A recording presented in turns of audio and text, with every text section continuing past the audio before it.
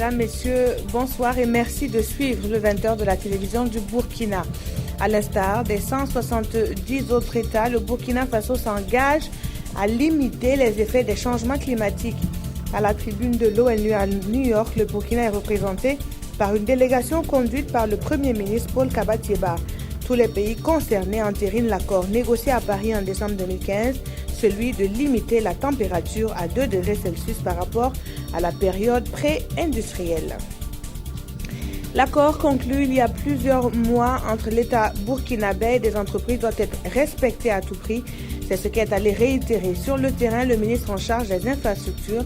Éric Bougouma était sur le chantier des travaux de la route Koupela-Tinkodogo-Bitou, frontière du Togo, un axe incontournable dans le secteur économique au Burkina. Et puis, la CNSS souffle sur 60 bougies. La structure de prévoyance sociale rend hommage à ses pensionnés et à tous ceux qui lui accordent sa confiance. Et pour ce jubilé de diamant, la Caisse nationale de sécurité sociale et solidaire des malades, des orphelins et des prisonniers. La signature Grandeur Nature qui s'est déroulée au siège des Nations Unies hier vendredi est une première dans l'histoire de l'humanité. Paul Kaba-Thiéba y participe pour le compte du Burkina. Il marque ainsi l'adhésion du pays à cet accord négocié en fin 2015 à Paris et qui a pour objectif de limiter les effets des changements climatiques. Le point avec nos envoyés spéciaux Pawandrogo, Jean Zongo et Simon Gongo. Une signature pour marquer l'adhésion du Burkina à l'accord de Paris sur le climat. Paul Kaba-Thiéba échange la poignée de main et quelques mots avant de prendre place dans la salle. Avec son équipe, il s'accorde sur les mots du Burkina pour cette cérémonie. Ensuite, il s'avance à la tribune pour donner les raisons de sa signature. Le programme de développement durable à l'horizon 2030 de l'accord de Paris pourrait changer définitivement et positivement le destin de notre planète et la vie de nos populations si nous renforçons la dynamique qui a guidé leurs négociations et leur adoption, y compris la présente cérémonie de signature. Selon le Premier ministre, le Burkina a déjà pris les devants en prenant des mesures de lutte contre les changements climatiques. Si l'étape que nous franchissons aujourd'hui est importante, plus importante encore reste celle de l'entrée en vigueur de l'accord et de sa mise en œuvre effective. À cet égard, il me plaît de rappeler l'adoption par mon pays en octobre 2015 de son document cadre de contribution prévu, déterminé au niveau national à l'horizon 2030, qui définit la stratégie nationale de lutte contre les effets des changements climatiques. Cette stratégie nationale comprend une composante d'atténuation des émissions des effets des gaz à effet de serre et une composante d'adaptation. Le pays compte ainsi mettre plus d'1 million de dollars à l'horizon 2030 pour atteindre ses ambitions. L'accord de Paris, quant à lui, demande de limiter la température en dessous de 2 degrés Celsius par rapport à la période pré-industrielle et poursuivre les efforts jusqu'à 1,5 degrés Celsius. Et puis, en marge de cette signature, le Premier ministre a été reçu en audience par plusieurs autorités du système des Nations Unies. Il est allé exposer les projets du Burkina en matière de paix et de développement. Par la suite, Paul Kaba-Thiéba a été reçu en audience par un vice-président de la Banque mondiale qui est venu proposer son plan de financement aux autorités burkinabées. Le point toujours avec nos envoyés spéciaux Pawandrogo, Jean Zongo et Simon Gongo. Le Premier ministre s'est d'abord entretenu avec le sous-secrétaire général des Nations Unies chargé de la consolidation de la paix. Avec lui, il a été question de sécurité et des opérations de maintien de la paix. Ensuite, il a été reçu par le chef de cabinet du secrétaire général des Nations Unies. Tous ont parlé soutien et développement. Ce qui ressort de tous ces entretiens, c'est la volonté très ferme de toutes les instances des Nations Unies, des partenaires au développement, de stabiliser le Burkina Faso, d'éviter que, sans assistance économique et financière appropriée, des désordres puissent avoir lieu, ce qui ne n'est pas bien pour notre pays, et ce qui ne serait pas bien également pour la sous-région. Enfin, Paul Kaba-Thiéba a reçu un vice-président de la Banque mondiale. Ils ont échangé sur le plan de développement du pays avec un accent sur la recherche des fonds. Nous avons également suggéré à M. le Premier ministre d'explorer les voies relatives à tous les enjeux globaux, notamment le changement climatique, notamment les objectifs de développement durable, notamment les questions humanitaires, réfugiés et autres. Tous ces enjeux globaux qui ont des mécanismes particuliers de financement, et le Burkina subit quelque part plus ou moins certains de ces enjeux globaux. D'autres entretiens sont attendus avec des hommes d'affaires et des Burkinabés vivant à New York. Connaître la justice pour mieux la comprendre à Dori et à Djibo, toutes vos questions trouvent réponse à la faveur de la 9e édition des Journées Portes Ouvertes sur la justice. C'est ce que promettent les autorités en charge de la question qui ont procédé au lancement de ce cadre où les justiciables rencontrent les hommes de loi. Précision avec Boureima Kane et Joseph Bambara. Le ministre de la Justice, des Droits humains et de la Promotion civique, René Bagoro, a lancé ce 22 avril à Dori la cérémonie de la 9e édition des Journées Portes Ouvertes JPO sur la justice. Cet événement annuel vise à mieux faire connaître la justice aux citoyens afin de rendre cette institution accessible à tous. Elle m'offre personnellement l'opportunité de rappeler une fois encore le rôle combien essentiel du justiciable dans le système judiciaire. Autant il ne saurait y avoir de monde sans justice, autant l'on ne peut imaginer une justice sans justiciable. Le parrain de cette 9e édition des JPO, Maître Alidou Ouedraogo, président de la Convention des organisations de la société civile pour l'observation domestique des élections CODEL, exhorte les acteurs de la justice à s'impliquer davantage pour le développement du Burkina Faso. Travaillons à mieux faire connaître la justice afin qu'elle soit comprise et accompagnée pour renforcer la démocratie nouvelle chez nous, pour être à même de contribuer pleinement au développement de notre pays. En marge de la cérémonie de lancement des JPO, le ministre Bagoro s'est rendu à la maison d'arrêt et de correction de Dori. Il a aussi visité le tribunal de grande instance de Dori. Ces 9e journées portes ouvertes sur la justice seront par un populaire et des panels sur la justice. C'est un axe incontournable par bon nombre de transporteurs routiers. C'est aussi un symbole de l'intégration sous-régionale. Seulement, sa physionomie n'est pas des plus reluisantes, mais devrait positivement changer d'ici quelques mois. Sur le terrain, le constat fait état qu'une seule entreprise peine à respecter son contrat et le chef du département envisage même une résiliation de l'accord. Explication, Issa Kafando et Jean-Emmanuel Ouedraogo. Le chantier du pont de Kougri sur la nationale numéro 4, première escale du ministre des Infrastructures. Ici, c'est l'entreprise Soroubat qui est à la manœuvre. C'est l'un des plus grands ouvrages du projet. Pour ce pont, tout comme pour l'ensemble des 2 lots dont elle est attributaire, l'entreprise Soroubat dispose encore de 10 mois pour achever les travaux. Le lot 1 entre Koupela et Tenkodogo et le lot 2 entre Mouada et Saint-Cancé plus la bretelle de Mogandé. On est arrivé à un pourcentage de entre 50 et 55% d'avancement au niveau du lot 1. Donc pratiquement les ponts sont presque finis sur le RN16. Il nous reste seulement sur le pont de Kougri. Bientôt il sera terminé, c'est presque en fin de juin. Mois de juin, ça sera terminé. L'entreprise a mis tous les moyens nécessaires pour qu'on puisse arriver à terminer dans les délais et même avant les délais.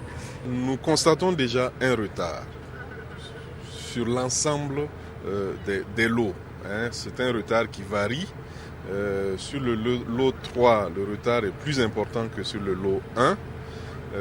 Mais nous avons reçu les assurances de l'entreprise quant à la mobilisation de capacités techniques supplémentaires, d'engins, de centrales, d'enrobés qui sont arrivés de Côte d'Ivoire, semble-t-il, que nous avons constaté sur le terrain, qui permet de penser que c'est un retard qui peut être résorbé.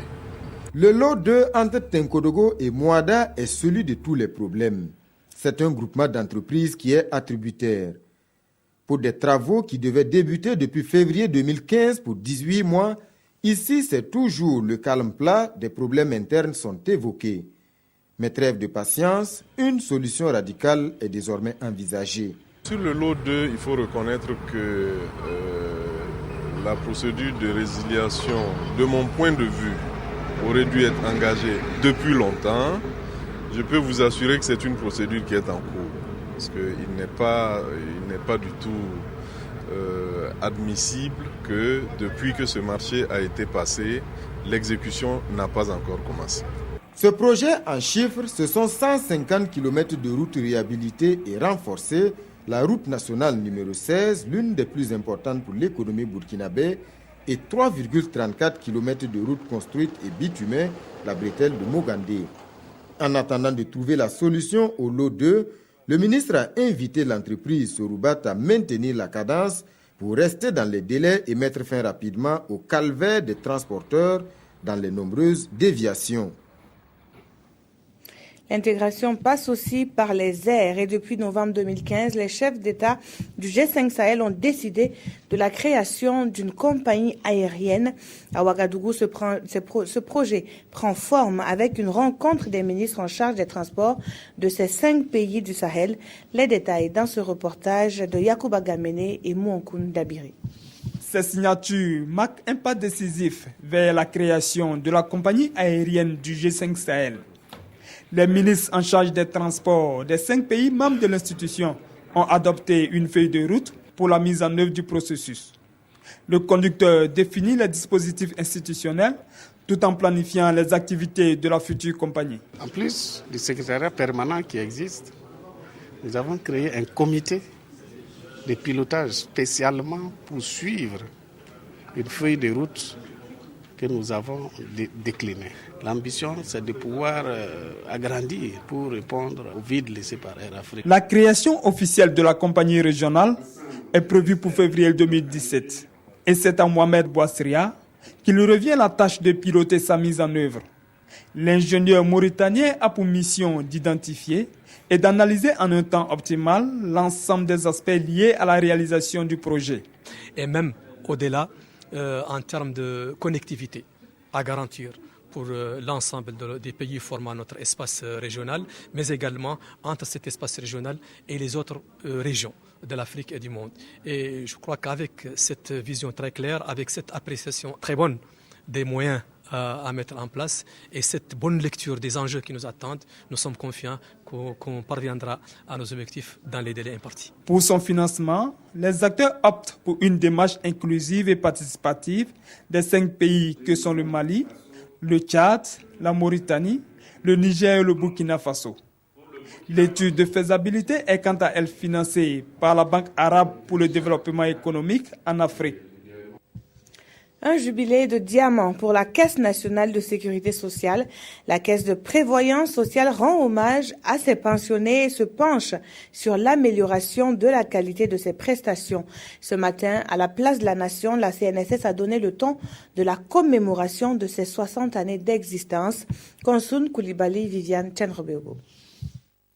Le 6 décembre 1965, lorsque l'équipe de René Bako portait sur les fonds baptismaux la caisse de compensation des prestations familiales, elle était loin de se douter qu'elle aurait un tel succès 60 ans après.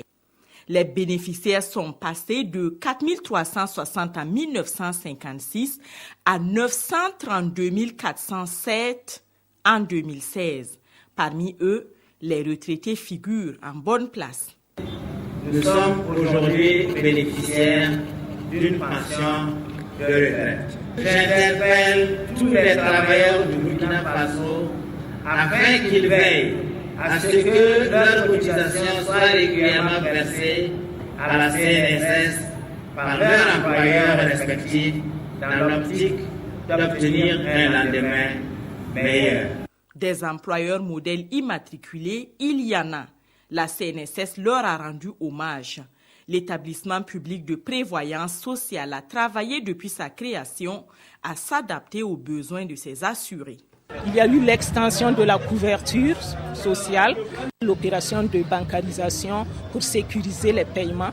Tout cela, c'est des acquis, des innovations dans le but de satisfaire nos assurés sociaux. La mise en œuvre très prochaine de l'assurance maladie universelle viendra consolider ce dispositif pour une réelle extension du champ d'application de la sécurité sociale. Pour l'année 2016, le montant des prestations servies devrait dépasser 34 milliards de francs CFA. C'est une institution qui a sa place. Si elle n'existait pas, il aurait fallu la créer. Il s'agit de faire en sorte que les retraités vivent mieux, que les travailleurs accidentés ne soient pas abandonnés à eux-mêmes, qu'ils se sentent partie prenante, partie entière de la société et se sentent utiles. Pour son jubilé de diamant, la CNSS n'a pas reçu de cadeau. Elle en a offert au Home Kizito, au centre d'Eloindé de Tanguin, à la Mako et à des veuves démunies. Les CHU Yalgado Ouedraogo et Sourou Sanou ont reçu à eux deux un chèque de 32 millions de francs CFA. Direction Bobo Dioulasso, où la question des élections fait l'actualité. Les autorités traditionnelles, coutumières et religieuses sont mises à profit pour des élections municipales crédibles et apaisées. L'association Racine et l'ONG PEDEV sont à l'origine de cette formation dont les enjeux sont définis dans ce reportage de Betty Bienaon et Sanoua Christine Koulibaly. Quand vous avez déjà assisté à la confection des différentes listes et les querelles au sein même des partis et les différentes démissions, quand vous avez vu les différents recours que les partis politiques ont déposés les uns contre les autres, l'atmosphère est suffisamment électrique. Raison pour laquelle l'association Racine a une fois de plus pris son bâton de pèlerin pour sensibiliser les autorités coutumières, traditionnelles et religieuses pour des élections municipales crédibles et apaisées. De l'avis des responsables de l'association, il faut à tout prix éviter d'entacher le nouveau processus démocratique entamé le 29 novembre dernier. Et le choix de la cible est évocateur. Aucun Burkinabé n'échappe à une de ces confessions-là. Ça, c'est un.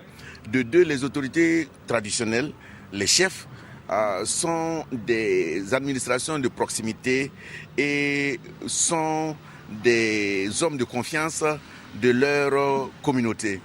De ce point de vue, leur parole est vécue par les uns et comme les autres par quelque chose d'essentiel. Et c'est pourquoi nous pensons que si les chefs s'engagent dans la voie de la paix, il n'y a pas de raison qu'à la base, ils puissent avoir des débordements. Dans cette tâche, Racine a à ses côtés l'ONG Paix à travers le développement PDF2. La corrélation entre religion et politique, les conflits électoraux et la chefferie à la croisée des chemins sont entre autres les thématiques qui seront abordées au cours de cette journée d'échange. Le laboratoire d'études Think Tank Burkina International fait le bilan des études menées sur les 100 jours de la gouvernance post-transition. Sa méthode de travail a consisté à réaliser 2 sondages d'opinion, l'un auprès d'observateurs de la scène politique et l'autre auprès de citoyens ordinaires. Les résultats dans ce reportage de Konsoum Koulibaly et Nathalie Sawadoko. Les Burkinabés ne sont pas satisfaits de leurs conditions de vie, mais restent optimistes par rapport à l'avenir. C'est le résultat de l'étude menée par Think Tank Burkina International. Les observateurs de la scène politique nationale, eux, ne sont pas aussi optimistes. En ce qui concerne la direction prise par notre pays, alors les citoyens ordinaires estiment que le Burkina Faso n'est ni dans la bonne direction, ni dans la mauvaise direction, mais cependant, le sondage que nous avons réalisé auprès des observateurs de la scène politique nationale estime que le Burkina Faso est dans la mauvaise direction. En revanche, les Burkinabés n'ont pas confiance aux partis politiques et à la justice. Ils ont aussi une mauvaise perception sur la présence des forces armées étrangères au Burkina. En matière de confiance aux institutions, on peut noter qu'à ce niveau, il y a un crédit, un capital de confiance auprès donc des forces de défense et de sécurité, auprès donc des syndicats, des organisations de la société civile, du gouvernement. Et là, à ce niveau, on note, à contrario, que les partis politiques et l'institution judiciaire sont les mal cotés à ce niveau.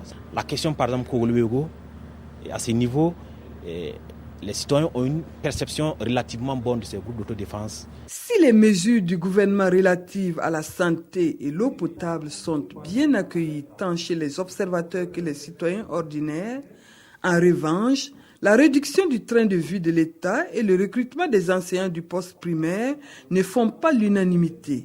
La communication gouvernementale non plus. Au niveau de la communication gouvernementale, les citoyens ordinaires sont satisfaits avec 5,2 sur 10. Mais par contre, les observateurs sont assez plus critiques à ce niveau. Ce qui est important, c'est de rappeler que, comme a dit le président Roch-Marc Christian Kaboré, il fallait tracer les sillons d'une action pour ces 3 mois-là.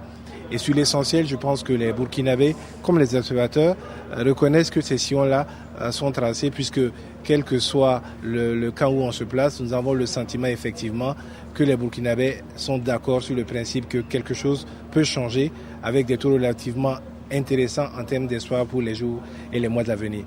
Plusieurs recommandations ont été faites au gouvernement, entre autres, optimiser sa communication, relancer l'économie, redorer le blason de l'institution judiciaire, mais aussi et surtout mettre l'accent sur la réconciliation nationale. L'Alliance des nouvelles consciences juge pour sa part acceptable les 100 premiers jours du gouvernement Tchiba. L'ANC décrit par ailleurs les actes de violence et de vandalisme des élèves de Nagaré dans la Tapoa. D'autres sujets ont été abordés au cours d'une conférence de presse animée ce jour même à Ouagadougou, le compte-rendu de Césaire Carfo et Draman Guéné.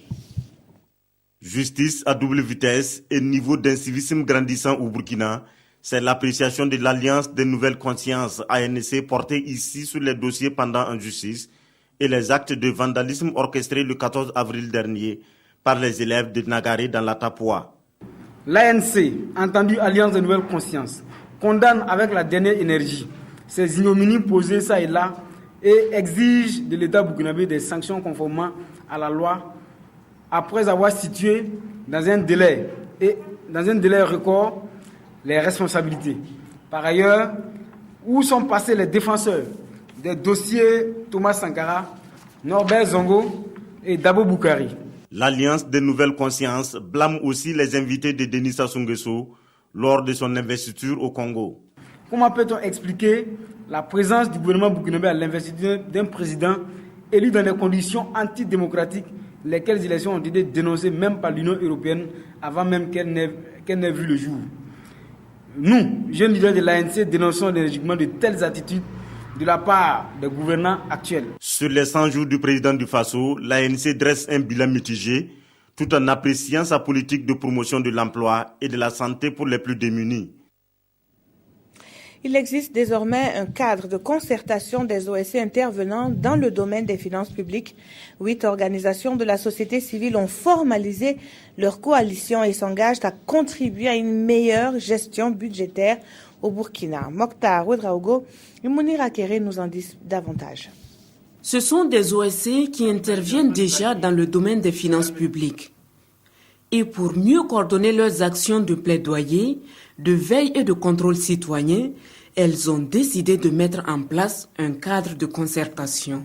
C'est important que sur certaines questions d'enjeu, qu'on puisse être ensemble. Quand on est ensemble, on est beaucoup plus fort. On se partage également les informations et on peut avoir une prise de position beaucoup plus appropriée pour traiter un certain nombre de questions. Pour formaliser leur partenariat, la charte de fonctionnement du cadre de concertation est présentée aux participants. Chaque OSC membre a marqué son engagement à œuvrer pour l'atteinte des objectifs. On a préparé ce document de cadre de concertation et ce soir on a officialisé l'existence de ce cadre à travers la signature donc de la charte qui définit les principes et les valeurs auxquels les organisations membres de la société civile adhèrent, ainsi que les grands objectifs auxquels nous décidons donc de nous consacrer. Désormais, les membres du cadre de concertation des OSC intervenant dans le domaine des finances publiques ont entre autres missions de promouvoir la bonne gouvernance des finances publiques, de promouvoir le contrôle citoyen et de lutter contre la fraude et la corruption. Et ces OSC pourront également apporter leur expérience aux jeunes qui vont bénéficier du fonds Baku Partners. C'est un nouveau fonds d'investissement destiné aux jeunes ayant des projets porteurs pour la ville de Sia. L'idée est d'aider à la relance économique de Bobo Dioulasso à travers des initiatives innovantes et profitables. Martin Zerbo et Ahadi Isandamba. Baku Partners, un fonds d'investissement destiné au financement des projets des jeunes dans la ville de Sia. Porté par un natif de la ville, il a pour vocation de faire de Bobo Dioulasso la locomotive du développement du Burkina Faso. Et c'est un fonds d'investissement pas comme les autres au regard de son mode opératoire. Entre l'idée et la réalisation du projet, il y a le financement. Et je voulais donc compléter cette chaîne avec une société qui peut s'occuper du financement. Ça peut être sous forme de prêt, ce n'est pas l'idéal. L'idéal, c'est une prise de participation au capital de ces entreprises-là et avec un accompagnement sur 5 ans environ et une sortie donc du capital dans un horizon de 5 ans. Et au lancement des activités du fonds, le promoteur n'a pas manqué de justifier le choix de Bobo Dioulasso et surtout sa jeunesse. Nous avons remarqué qu'à Bobo, il y a des entreprises qui vivotent parce qu'ils ne sont pas compétitifs. Je prends l'exemple des huiliers. Ces gens-là produisent un produit qui, produit au Burkina Faso, n'arrive pas à compétir, à être compétitif par rapport à l'importation. Alors, c'est comme leur modèle de production n'est pas peut-être moderne, ce qui empêche donc d'être très compétitif. C'est dire que Baku Partners va soutenir des projets novateurs et surtout ce pourvoyeur d'emploi. Et à cette cérémonie, l'entreprise et ses employés ont été présentés à l'assistance, composée en majorité d'hommes d'affaires. À quelques encablures de Ouagadougou, un cadre de détente pour booster le tourisme local. Ce site a accueilli des membres du gouvernement, dont le ministre en charge du tourisme. Le promoteur avoue avoir investi plus d'1 milliard de francs CFA. Paul-David Bambara et Zalissa Sanfo y étaient, leur compte rendu. Nous sommes ici, quelque part à Lumbila, sur un site de détente dénommé Lagon Loge. Il fait désormais partie des sites de détente que propose le Burkina Faso. Et Tahirou Bari est ici pour le découvrir. Un tour dans les différents compartiments et cela fait naître des qualificatifs de tout genre. C'est un cadre enchanteur, c'est un cadre de repos, c'est un cadre situé au cœur du Burkina Faso qui fait la fierté de notre nation. Si pour le ministre de la Culture, cette initiative va booster le tourisme au Burkina Faso, celui de l'énergie lui admire plutôt le choix de l'énergie utilisée. Le site est alimenté à partir du solaire à hauteur de 50% et le promoteur affirme donc pouvoir agir dans le sens donc d'atteindre 180 kW crête. Cadre idyllique, enchanteur, avec de l'énergie qui plaît. Cela a coûté 1,5 milliard de francs CFA aux promoteurs. Durant les vacances, beaucoup de milliers de Burkinabés prennent des billets d'avion pour aller à l'étranger pour passer les vacances. J'ai dit non, il faudra qu'il y ait quelque chose chez nous. Il faudra qu'un Burkinabé puisse prendre sa famille, aller trouver un cadre très enchanteur pour passer ses vacances paisiblement avec sa famille. L'idée mûrit. Il aura fallu 3 ans pour voir Lagon Loge naître. Et il a ouvert ses portes depuis 1 an déjà. Le tourisme occupe également une place de choix dans la 24e édition du festival Jazzawaga. Les secrets de cette édition, qui va ouvrir ses portes à partir du 29 avril prochain, ont été dévoilés à la presse ce jour même. Une trentaine d'artistes d'ici et d'ailleurs vont offrir aux mélomanes un show inédit. C'est en tout cas ce que promettent donc les organisateurs, nous disent donc Yacouba Gamene et Zalissa Sanfo.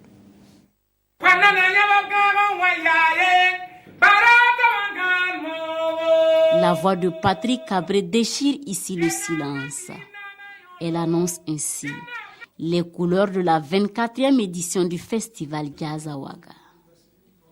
Le rendez-vous est pris avec les amateurs de ce genre musical le 29 avril prochain. Jazzawaga 2016, c'est 30 artistes d'ici et d'ailleurs. La programmation proposée pour cette 24e édition, je peux me permettre de qualifier électrique.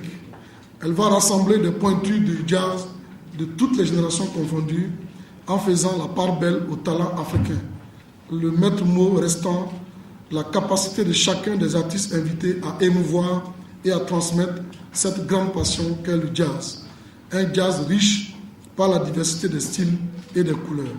Cette 24e édition est dédiée à la culture et au tourisme, avec pour thème les festivals, facteur de développement du tourisme de toutes les générations. De plus en plus, Jazz Awaga ambitionne d'exploiter ce créneau pour développer un certain nombre d'activités basées sur les riches traditions musicales et culturelles de notre pays. Un autre fait marquant de cette édition, ce sera sans conteste la nuit d'hommage qui sera rendue à Ali Farka Touré avec tous ses musiciens pour ses 10 ans de disparition. Et puis ce samedi, nous nous intéressons aux hebdomadaires. Le journal du jeudi s'insurge contre l'appréciation des 100 jours de rock au pouvoir fait par le représentant du CDP, Aimé Solange Guigma. Le journal du jeudi déprécie l'intervention du représentant du CDP, Achille Tapsoba, sur les 100 jours de rock au pouvoir, pour qui les premiers pas de rock sont marqués par des bas salaires, des emplois précaires, la vie chère, etc. Si Achille peut parler d'emploi précaire aujourd'hui, qu'il sache qu'il est en partie responsable de la situation, rétorque le journal. Pour l'hebdomadaire satirique, toutes les analyses et les critiques peuvent être acceptées, sauf celle du CDP qui, selon le journal, devrait apprendre à se taire. Il énumère donc à travers ces lignes les insuffisances du CDP dans tous les domaines pendant son séjour au pouvoir. Entre autres, confie-t-il, la gestion du CDP a été émaillée de nombreux crimes économiques. Les marchés de gré à gré se distribuaient à tour de bras. Bref, le repère du refus de ces insuffisances est la réprobation générale des 30 et 31 octobre 2014. Gigi se demande donc pourquoi le CDP peut tolérer que des responsables comme Achille Tapsoba, qui ont contribué à la survenue de l'insurrection, parlent au nom du parti. Dans tous les cas, prévient le journal, c'est Zéphirin Diabré qui perdra sa crédibilité en s'associant au CDP. Tout en le rappelant cet adage, le sorcier oublie toujours, mais les parents de la victime n'oublient jamais. Merci d'avoir suivi cette édition qui s'achève. Très bonne suite de programme sur la télévision du Burkina.